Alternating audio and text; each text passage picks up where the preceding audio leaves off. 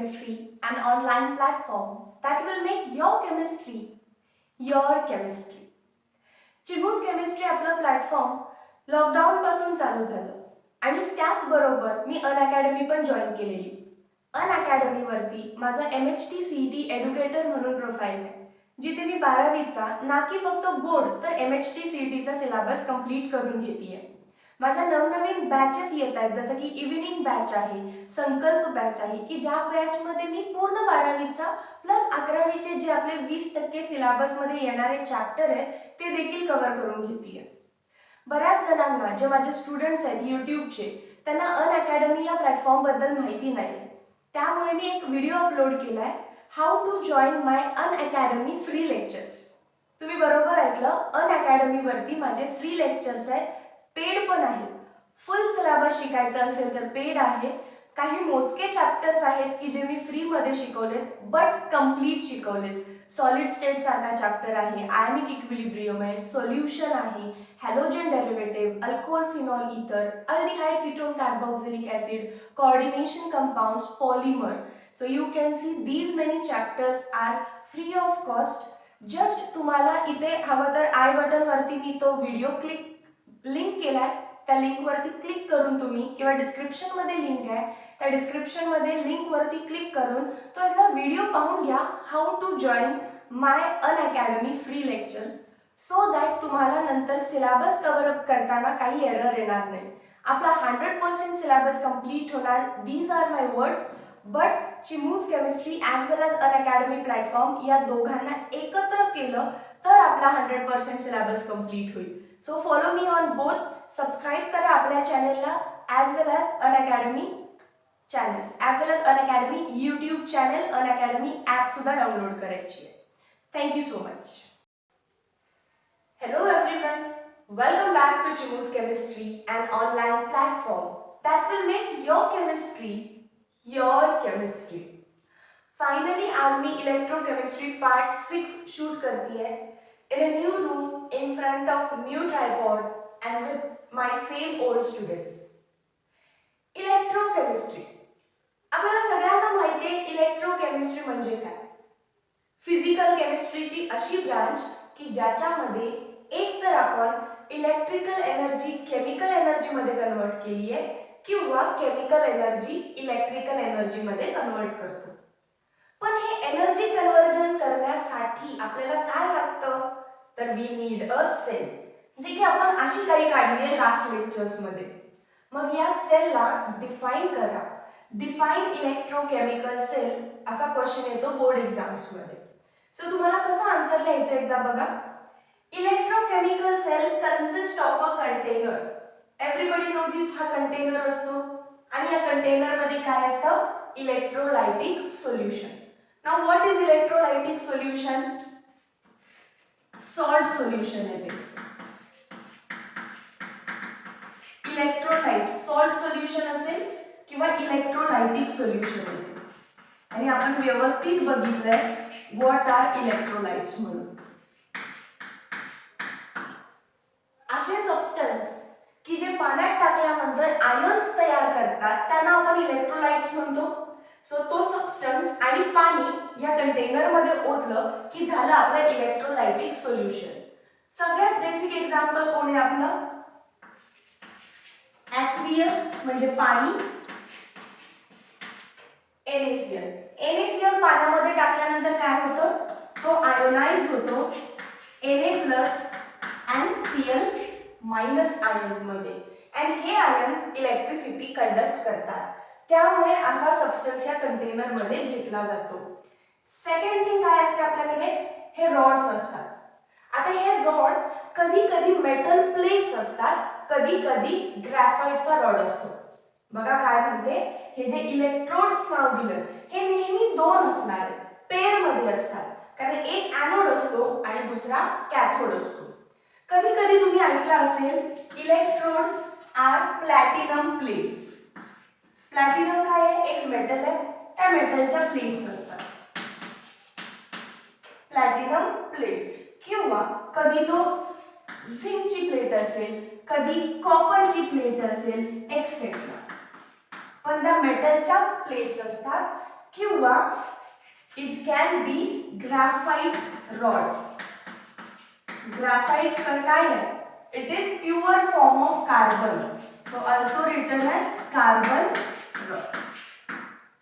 So zinc, copper, platinum, graphite rod यापैकी कोणत्याही मटेरियलचे या दोन प्लेट्स बनलेल्या असतील कॉल्ड ॲज इलेक्ट्रोड्स. आणि इतकंच, या दोन इलेक्ट्रोलायटिक सोल्युशन आणि इलेक्ट्रोड या दोन कन्सेप्ट्स पासून आपली पूर्ण इलेक्ट्रोलायटिक सेल बनते. सो इलेक्ट्रोलायटिक सेल किंवा electrochemical cell, more appropriate word काय? Electrochemical cell consist of a container with electrolytic solution, खालचं solution and two metal plates, दोन metal plates असू शकतात किंवा graphite rod किंवा हे graphite rod असू शकतात immersed in it. immersed म्हणजे काय? त्यामध्ये आपण पुट केले, इमर्स केले, डुबवले त्या सोल्युशन मध्ये ते दोन रॉड्स.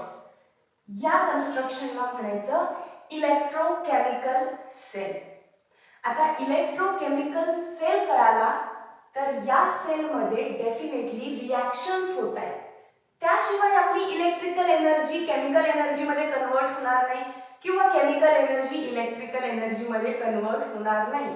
ते होत आहे याचा अर्थ त्याच्या पाठीमागे काहीतरी रिॲक्शन्स आहेत. त्या रिॲक्शन्सला काय म्हणायचं? Electrochemical reactions. अशा रिॲक्शन्स ज्या इलेक्ट्रोकेमिकल सेल मध्ये होतात त्यांना इलेक्ट्रोकेमिकल रिॲक्शन्स असं म्हणायचं. चला बघूया काय असतात या रिॲक्शन्स. एव्हरीबडी नो की प्रत्येक वेळी तुमच्या राईट हँड साइडला एनोड प्रेझेंट असतो. खूप बेसिक आहे, आपण आधीपासून केलंय. अँड लेफ्ट हँड साइडला हा जो रॉड आहे तो आपला कॅथोड असतो. आय गेस माझे हँड्स चेंज झाले. लेफ्ट हँड साइडला असतो आपला एनोड. मी राईट लेफ्ट मध्ये फार कन्फ्युज आहे, आय होप तुम्ही नसाल. सो लेफ्ट हँड साइडला we have anode and right hand साइडला वी हॅव कॅथोड. या दोन इलेक्ट्रोड्सच्या स्पेसिफिक प्रोसेसेस आहेत. मी स्पेसिफिक म्हणतीये. स्पेसिफिक म्हणजे काय? एनोड ऑक्सिडेशनच करणार, एनोड वरती ऑक्सिडेशनच होणार. सिमिलरली कॅथोड वरती रिडक्शनच होणार. सो स्पेसिफिक रिॲक्शन्स झाल्या oxidation reaction and reduction reaction. पण तुम्हाला लक्षात येतंय एकाच सेल मध्ये ऑक्सिडेशन पण होतंय अँड रिडक्शन पण होतंय. अशा टाइपच्या रिॲक्शन्सना काय म्हणायचं असतं? Redox reaction. पण ऑक्सिडेशन होतं म्हणजे नेमकं काय होतं? इलेक्ट्रोकेमिस्ट्री मध्ये ऑक्सिडेशन मधला ओ लक्षात ठेवायला सांगितलंय मी, लॉस ऑफ इलेक्ट्रॉन. ऑक्सिडेशन म्हणजे काय? Loss of electron. And reduction म्हणजे काय? Gain of electron. सो या साईडला काय झालेलं असतं? समजा मी इथून हाफ दोन सेलचे भाग केले. अर्ध्या रिॲक्शन मध्ये तुमचा सोल्युशन एक वेगळं सोल्युशन असतं, इलेक्ट्रॉन्स लॉस करतो. हे सोल्युशन इलेक्ट्रॉन लूज करतं. ते लूज केलेले इलेक्ट्रॉन्स या रॉड वरती एनोड वरती साठतात. ते हळूहळू हळू इकडे कॅरी केले जातात आणि एक्सेप्ट कोण करतं? गेन कोण करतं? कॅथोड. कॅथोड त्या इलेक्ट्रॉन्सला घेतो. सो इकडून लॉस ऑफ इलेक्ट्रॉन, तिकडे gain of electron. So can I say transfer of electron होतोय. सो इलेक्ट्रोकेमिकल सेल मध्ये अशा रिॲक्शन्स होतात which leads to transfer of electron, and transfer of electron is nothing but redox reaction. So लिहायचं कसं? Reactions involved in an electrochemical cell involves transfer of electrons. Such type of reactions are called redox reactions. Simple आहे दोन्ही definition. मी एक वेगळी sale काढली आहे, खाली दिसते. टेक्स्टबुक मध्ये ही पण सेल बघायला भेटेल, ही पण सेल बघायला भेटेल. ही वन कंटेनर सेल आहे. एकाच कंटेनर मध्ये एनोड पुट केलाय, कॅथोड पुट केलाय, बाहेर काही त्याचं सर्किट असेल. ही दुसऱ्या टाइपची सेल आहे, टू कंटेनर सेल. एका कंटेनर मध्ये फक्त एनोड आहे. चेक. तुमचा जो लेफ्ट हँड साईडचा कंटेनर आहे त्याच्यामध्ये हा कोण असणार आहे, लेफ्टला मी म्हटलं प्रत्येक वेळी ॲनोड असेल. सो लेफ्ट हँड साईडमध्ये फक्त ॲनोड आहे आणि राईट हँड साईडमध्ये कोण आहे, फक्त कॅथोड आहे. आता काय झालं असणार आहे ॲनोडवर, ऑक्सिडेशन. म्हणजे ॲनोडच्या सोल्युशनने, ॲनोड ज्याच्यामध्ये डिप केलाय त्याच्या सोल्युशनने इलेक्ट्रॉन लॉस केले. सो हा रॉडवरती ते इलेक्ट्रॉन साचले जातील, पण ते इकडून इकडे कॅरी झाले पाहिजे. कॅरी होतात आणि कॅथोड परत ते इलेक्ट्रॉन्स गेन करतो, कॅथोडिक सोल्युशन, आणि इकडे होतं reduction. So this is one container cell, this is two container cell. Two container cell मध्ये मी क्लिअरली सांगू शकते पहिल्या कंटेनर मध्ये फक्त ऑक्सिडेशन झालं, सो ती झाली ऑक्सिडेशन हाफ सेल. ॲनोड वरती ऑक्सिडेशन होतं म्हणून ही वाली सेल तुमची left hand cell is called as oxidation half cell and right hand cell is called as reduction half cell. So we can conclude that electrochemical सेल्सना असं define करायचं, त्यांचं डायग्रामॅटिक रिप्रेझेंटेशन असं किंवा असं दोन्ही टाईपनी करू शकतो. इलेक्ट्रोकेमिकल सेल्समध्ये ज्या रिॲक्शन्स होतात त्याला इलेक्ट्रोकेमिकल रिॲक्शन्स म्हणायचे and the type of reaction is redox. Y? Because anode loose electron म्हणजे ॲनोडचं ऑक्सिडेशन होतं, कॅथोड गेन्स इलेक्ट्रॉन म्हणजे कॅथोडचं रिडक्शन होतं, हेन्स रेडॉक्स. पटकन एकदा याचा स्क्रीनशॉट करा.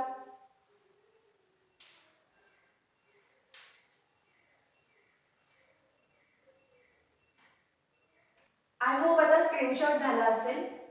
थोड्या वेळ आपण इलेक्ट्रोड्स बद्दल बोलूया. मगाशी आपण एक सेल काढली, इलेक्ट्रोकेमिकल सेल. मला परत एकदा काढू दे. Electrochemical cell consist of a container contained with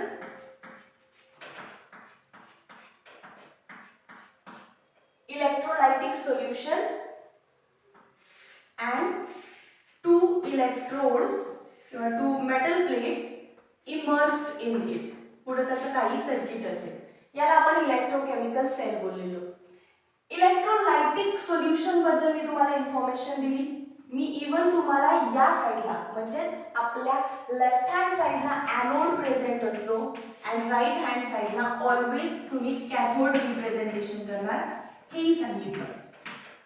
पण या इलेक्ट्रोड्सना डिफाईन कसं करायचं? थोड्याच वेळापूर्वी तुम्ही मला म्हणाला की ॲनोडच्या साईडला ऑक्सिडेशन होत असतं, कॅथोडच्या साईडला रिडक्शन होत असतं. इट मीन्स ही जी ऑक्सिडेशनची प्रोसेस आहे किंवा ही जी रिडक्शनची प्रोसेस आहे ही आपल्या या इलेक्ट्रोड वरती होतीये. Electrodes are the surfaces on which oxidation and reduction takes place. So oxidation जे होणार आहे ॲनोड वरती अँड रिडक्शन जे होणार आहे कॅथोड वरती, त्यामुळे आपण डिफाईन करतानाच कसं केलं, ज्या इलेक्ट्रोड वरती ऑक्सिडेशन होतं तो ॲनोड, ज्या इलेक्ट्रोड वरती रिडक्शन होतं तो कॅथोड.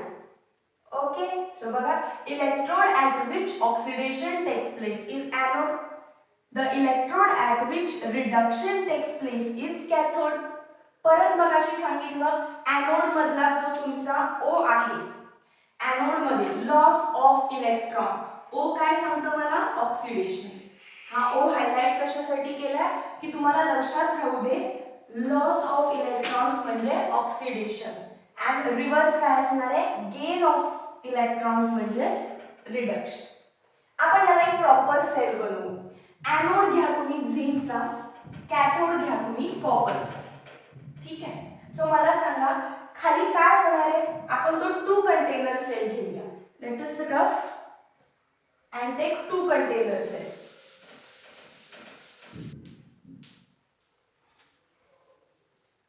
टू कंटेनर सेल घेतला. या साईडला तुमचा anode let it be of zinc. त्यामुळे या कंटेनर मध्ये जे सोल्युशन असणार आहे ते झिंकचं सोल्युशन पाहिजे. असं सोल्युशन की ज्याच्यामध्ये सुद्धा झिंक आहे. So you will take zinc sulphate ZnSO4. ZnSO4 aqueous आहे. इलेक्ट्रोलायटिक सोल्युशन्स कशासाठी आपण बनवले, सो दॅट ते आयन्स देऊ दे. कोणते आयन्स भेटतील आपल्याला इकडे, Zn+2 SO4 -2. सिमिलरली इकडे जो इलेक्ट्रोड आहे कॅथोड ज्याला म्हटलो तो असेल आता कॉपरचा. त्यामुळे खाली जे सोल्युशन तुम्ही घेणार आहे ते कोणाचं पाहिजे, असं सोल्युशन की ज्यामध्ये सुद्धा कॉपर आहे, ते कॉपर सल्फेट CuSO4. परत हा सुद्धा आयन्स देणार. कोणते ions, copper +2 and SO4 -2. Copper +2 SO4 -2. आता मी तुम्हाला प्रोसेस एक्सप्लेन करते, नेमकं ऑक्सिडेशन होतं म्हणजे होतं काय. Let us check here, hashtag लिहून घ्या. खाली जे सोल्युशन आहे Zn+2 याच्यामध्ये आणि SO4 या दोघांमध्ये असं कोण आहे की जो इलेक्ट्रॉन देऊ शकतो, रिलीज करू शकतो. कारण ऑक्सिडेशन म्हणजे लॉस ऑफ इलेक्ट्रॉन. सो असं कोण आहे की जो इलेक्ट्रॉन देणार आहे. 3 गोष्टी आहेत माझ्याकडे. एक आहे Zn+2, एक आहे SO4 आणि एक आहे हा तुमचा झिंक. झिंक मेटल आहे. Zn+2 खाली सोल्युशन आहे. SO4 खाली सोल्युशन मध्ये आयन्स आहेत. तर क्लिअर आहे. आताच मी सांगितलेलं इलेक्ट्रोड वरती ऑक्सिडेशन होतं, याचा अर्थ मेटल म्हणजेच झिंक. वी नो ना metal has tendency to lose electron. So हा झिंक मेटलची जी रॉड तुम्ही इथे डिप केली आहे, जो तुमचा एनोड आहे तो इलेक्ट्रॉन्स लूज करेल. किती इलेक्ट्रॉन्स, समजा त्यांनी 2 इलेक्ट्रॉन्स बाहेर टाकले, काय होईल रे, झिंकने 2 इलेक्ट्रॉन्स बाहेर टाकले तर 2 इलेक्ट्रॉन्स गेले म्हणजे त्याच्यावर +2 चार्ज आला. ही रिॲक्शन झाली, हिला म्हणायचं ऑक्सिडेशन हाफ सेल रिॲक्शन. ही काय होती, ऑक्सिडेशन, कारण लॉस ऑफ इलेक्ट्रॉन आहे. अर्ध्या सेल मध्ये झाली म्हणून हाफ सेल रिॲक्शन. मी कसं ओळखलं, 3 स्पीसीज मध्ये Zn घेणार because metal has tendency to lose electron. त्यामुळे झिंक 2 इलेक्ट्रॉन टाकून Zn+2 भेटतं. सो इट इज क्लिअर की Zn+2 चं आधीपेक्षा आधी केवढी अमाऊंट होती एवढी. आता काय होईल, झिंक +2 ची अमाऊंट वाढेल कारण तुमचा Zn ऑक्सिडाइज होऊन तो Zn+2 सोल्युशन वाढवतोय आणि इलेक्ट्रॉन्स लूज करतोय, जे इलेक्ट्रॉन्स इथं डिपॉझिट झाले. कुठला चॉक करू आपण, ठीक आहे जाऊ दे, लेट अस टेक ब्लू. ते इलेक्ट्रॉन्स इथं डिपॉझिट झाले, यानी इलेक्ट्रॉन लूज केले. ते इलेक्ट्रॉन या सर्किट वाया, सर्किट पुढे जाऊन कनेक्टेड असणार आहे, या सर्किट वाया तुमच्या दुसऱ्या हाफ सेलकडे येणार. आता इथे इलेक्ट्रॉन्स आले, इथे इलेक्ट्रॉन्स आले. नाउ टेल, तुमचा हा वाला कॉपर इलेक्ट्रॉन घेऊ शकतो का, can this copper will take, का हा कॉपर +2 घेईल. परत 3 गोष्टी आहेत, कॉपर +2 घेईल, SO4 घेईल की कॉपर घेईल. कॉपर तर नक्कीच घेणार नाही because metal has tendency to lose electron. तो का घेईल, तो घेऊ शकणार नाही. मग राहिलं काय, या सोल्युशन मध्ये असणारा कॉपर +2 किंवा SO4 आधी प्रायोरिटी कोणाला द्यायची, इलेक्ट्रोडला. तू घेऊ शकतो का, नाही. मग चला सोल्युशन मध्ये कॉपर +2 आहे, SO4 आहे, क्लिअर आहे. ज्याच्यावर स्वतः -2 चार्ज आहे तो परत मायनस इलेक्ट्रॉन्सला का घेईल, स्वतः निगेटिव्हली चार्ज आहे, मग इलेक्ट्रॉन्सला का घेईल, नाही घेणार, रिपल्शन होईल. पण हा पॉझिटिव्हली चार्ज आहे, सो कॉपर +2 ते 2 इलेक्ट्रॉन घेतो, त्याच्यावर +2 चार्ज आहे, 2 इलेक्ट्रॉन्स घेतले की तो कॉपर बनेल. आता जेव्हा तुम्ही चार्ज लिहिताय म्हणजे ते सोल्युशनच्या फॉर्मॅटमध्ये, जेव्हा त्याच्यावरचा चार्ज गेला म्हणजे ते सॉलिड तयार व्हायला लागलं. सिमिलरली इकडे आधी सॉलिड होता आणि नंतर सोल्युशन मध्ये गेला. कॉपरचं जेवढं सोल्युशन होतं आधी त्याच्यापेक्षा सोल्युशन कमी होत असणार आहे का, कारण कॉपर +2 2 इलेक्ट्रॉन घेतोय, सॉलिड मध्ये कन्वर्ट होतोय. आधी एवढं होतं, आता ते काहीतरी अमाऊंट कमी झाली असणार आहे. So can you see, loss of electron, oxidation, half cell reaction आहे. तशी gain of electron I can say reduction half cell reaction. Reduction half cell reaction. Half cell reaction मध्ये नेहमी इलेक्ट्रॉन प्रेझेंट असतात. Half cell reaction आहे, electrons आहेत. Half cell reaction आहे, electrons आहेत. पण जेव्हा तुम्ही ओव्हरऑल रिॲक्शन घ्याल, ओव्हरऑल रिॲक्शन कशी घ्यायची असते? एनोडची रिॲक्शन प्लस कॅथोडची reaction. So anode half sale जी काही आहे ती घ्या, कॅथोड हाफ सेल जी काही आहे ती घ्या, तिला ऍड करा, you will get overall reaction. Let us write. इथं काय झालंय? Zinc releases to form Zn+2 plus 2 electrons. खाली काय झालं? Copper plus 2 take that 2 electrons to give copper solid. इथं काय होतं? Zinc solid. इथं काय होतं? Zinc aqueous. चार्ज असेल की aqueous लिहायचं, AQ. एरोच्या या साइडला 2 इलेक्ट्रॉन्स, एरोच्या त्या साइडला 2 इलेक्ट्रॉन्स कट करा. एरोच्या या साइडला 2 इलेक्ट्रॉन्स, एरोच्या त्या साइडला 2 इलेक्ट्रॉन्स कट करा. बाकी काय उरेल ते नीट लिहा. वरच्या याच्यामध्ये राहिलं झिंक सॉलिड, परत राहिलं कॉपर +2 ॲक्वियस. एरोची लेफ्ट हँड साइड व्यवस्थित लिहून घ्या. Zn आणि कॉपर राहिला. एरोच्या राइट हँड साइडला कोण राहिले? Zn+2 aqueous and copper solid. This is your overall reaction. and overall reaction मध्ये कधीही इलेक्ट्रॉन्स नसतात. So ever keep in mind, half cell reactions मध्ये इलेक्ट्रॉन्स असतात, पण ओव्हरऑल रिॲक्शन मध्ये कधी सुद्धा इलेक्ट्रॉन्स नसतात. सो असं हे मेकॅनिझम आहे एखाद्या इलेक्ट्रोकेमिकल सेलचं. कंटेनर मध्ये एक सोल्युशन की ज्याच्यामध्ये आयन्स आहेत, एनोड आहे, कॅथोड आहे. एनोड ऑक्सिडेशन करेल, कॅथोड रिडक्शन करेल. कसं करेल? या फॉर्म मध्ये करेल. ओके, चला एकदा याचा पण स्क्रीनशॉट करा.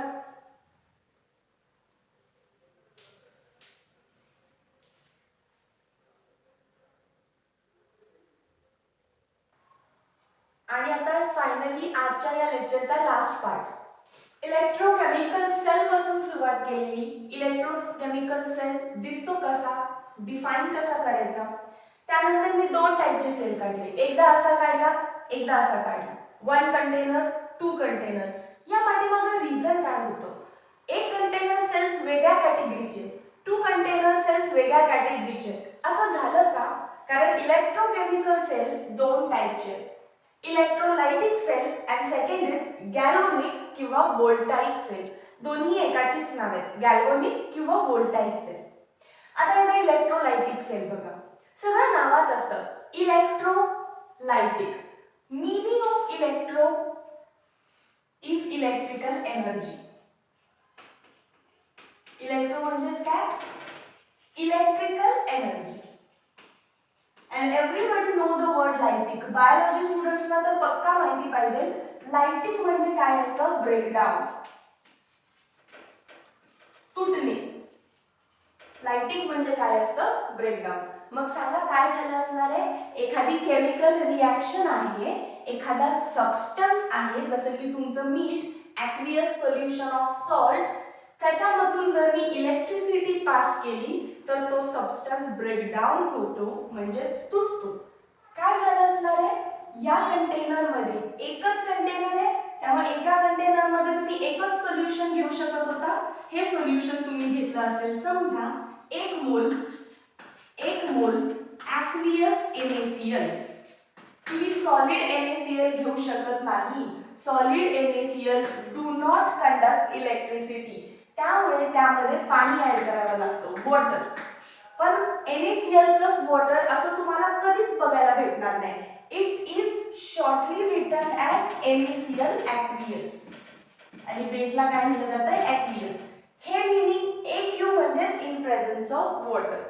हा सबस्टन्स तुम्ही इथं बीकर मध्ये घेतलाय आणि वरून काय लावलं बघा एकदा, एनोड कॅथोड एकदा डिप केले की एनोड आणि कॅथोड आता एका बॅटरीला लागले, एका सेलला लागले. अँड यू नो की एखादा सेल किंवा एखादी बॅटरी इलेक्ट्रिसिटीचा सोर्स आहे, म्हणजे आपण बाहेरून इलेक्ट्रिसिटी आता देतो. इलेक्ट्रिकल एनर्जी आतमध्ये दिली, NaCl जो काही होता आपला ॲक्वियस NaCl तो ब्रेक डाऊन होईल. कशामध्ये ब्रेक होईल तो? Na प्लस Cl मायनस मध्ये. सो ही एक केमिकल रिॲक्शन झाली की नॉर्मली मीठ आपल्या किचनमध्ये बर्नीमध्ये पॅक्ड आहे किंवा ग्लासमध्ये तुम्ही मिठाचं पाणी बनवता, बट त्या ठिकाणी आयोनायझेशनची प्रोसेस जी आहे ती खूप स्लो आहे सोल्युशनमध्ये. ती जर तुम्हाला स्पॉन्टॅनियस करायची असेल, एका झटक्यात फास्ट करायची असेल, तर त्याच्यामध्ये इलेक्ट्रिसिटीचा इनपुट द्या. इलेक्ट्रिसिटी काय करेल? खालच्या सोल्युशनला आयॉन्समध्ये कन्वर्ट करेल, Na plus and Cl minus. This means that electrical energy is converted into chemical energy. Chemical process झाली म्हणजेच electrical energy converted into chemical energy. Define कसं करणार? ही जी रिॲक्शन होती ती नॉन स्पॉन्टॅनियस होती, स्वतःहून घडत होती का? नाही. मग आपण काय केलं? मीठ सॉलिड स्टेटमध्ये डिसोसिएट होत नाही, तर पहिला त्याला पाण्यामध्ये टाकलं, ॲक्वियस सोल्युशन बनवून घेतलं. So this non-spontaneous reaction is forced to occur. आपण तिला फोर्स दिला. कसा फोर्स दिलाय? By giving external source of electricity, by giving external source of current.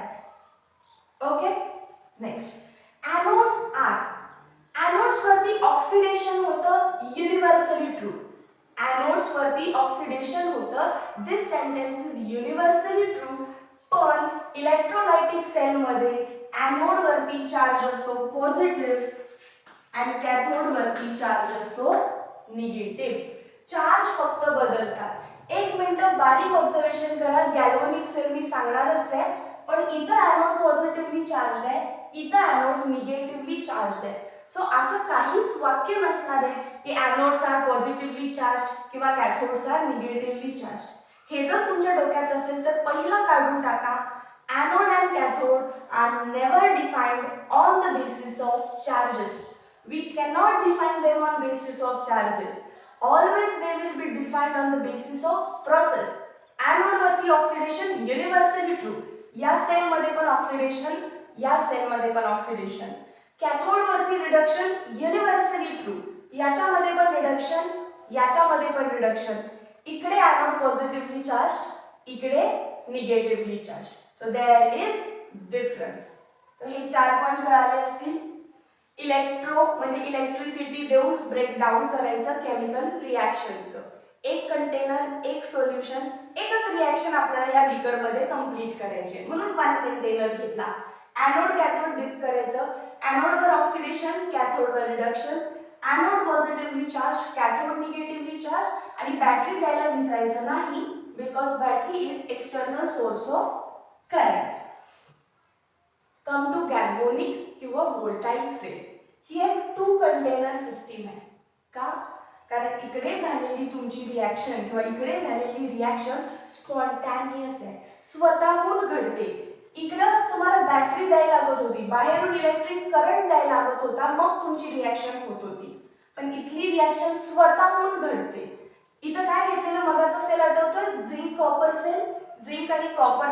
Anode होता झिंकचा, झिंकचं सोल्युशन. म्हणून मी कसं लिहिलंय? एनोड तुम्ही कोणताही घ्या, पण त्याचंच सोल्युशन घ्यायचं. झिंक घेतलं तर झिंक सल्फेट, कॉपर घेतलं तर कॉपर सल्फेट. हे 2 वेगवेगळे सेल. तुमच्या लेफ्ट हँड साइडमध्ये एनोड पुट केला, राईट हँड साइडमध्ये कॅथोड पुट केला. दोघांना कशाने कनेक्ट केलंय? एक व्होल्ट मीटरनी. V stands for volt meter. काय करणार आहे तो? करंट डिटेक्ट करणार आहे माझा. It is going to detect my current. कारण साहजिक आहे, जर इकडे इलेक्ट्रिकल एनर्जी केमिकल एनर्जी मध्ये कन्वर्ट झाली असेल, तर इकडे केमिकल एनर्जी इलेक्ट्रिकल एनर्जी मध्ये कन्वर्ट झाली. म्हणजे केमिकल रिॲक्शन स्वतःहून घडते आणि इलेक्ट्रिकल एनर्जी जनरेट करते. ही रिॲक्शन होणार. ही रिॲक्शन होत असताना इलेक्ट्रॉन लूज होणार, ते इलेक्ट्रॉन इकडे कॅरी होणार. ही रिॲक्शन ही साइड त्या इलेक्ट्रॉन्सला घेणार. फ्लो ऑफ इलेक्ट्रॉन्स म्हणजेच इलेक्ट्रिसिटी तयार झाली. पण ही इलेक्ट्रिसिटी झाली कशामुळे? इथं झालेल्या रिॲक्शनमुळे. किंवा इतर झालेल्या रिॲक्शन्समुळे. So chemical reactions converted to electrical energy. दोन सेल्सच्या मध्ये सॉल्ट ब्रिज आहे आणि सॉल्ट ब्रिजचं सिग्निफिकन्स आय गेस आपण शिकलोय. नसेल शिकलो तर होईल एका दुसऱ्या पार्टमध्ये. तर सॉल्ट ब्रिज खूप महत्त्वाचा आहे या दोन सेल्सचं सर्किट कंप्लीट करण्यासाठी. जर हा सॉल्ट ब्रिज नसता तर सर्किट इनकम्प्लीट असतं. तुमचा इथे जर तुम्ही बल्ब जरी लावला तरी चालतो. हा बल्ब ग्लो झाला की करंट डिटेक्ट झाला. व्होल्ट मीटर लावा किंवा गॅल्व्हनोमीटर लावा तरीही चालेल. नेक्स्ट बघा, यामध्ये स्पॉन्टॅनियस रिॲक्शन्स आहेत ज्या काय करतात. Spontaneous chemical reactions occurs to produce electricity.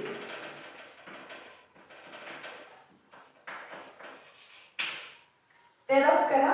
Spontaneous chemical reactions काय जनरेट करतात. इलेक्ट्रिसिटी जनरेट करतात. इथं anode is negatively charge and cathode is positively charged.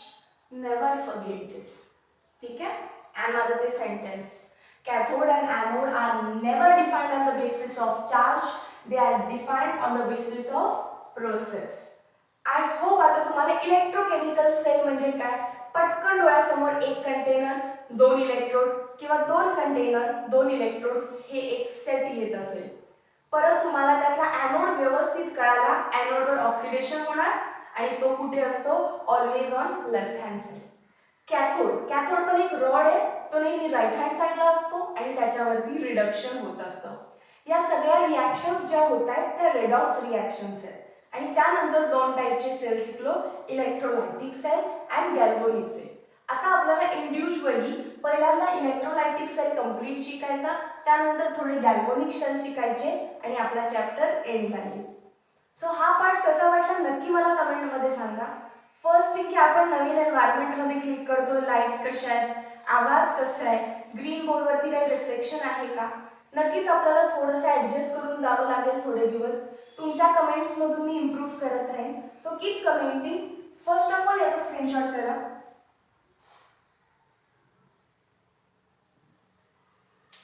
I hope screenshot झाला असेल.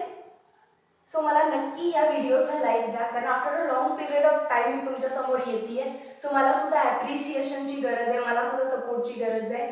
Like, share and subscribe our channel to all those students all over Maharashtra की ज्यांना मराठी समजतं आणि मराठी केमिस्ट्री शिकायला आवडतं.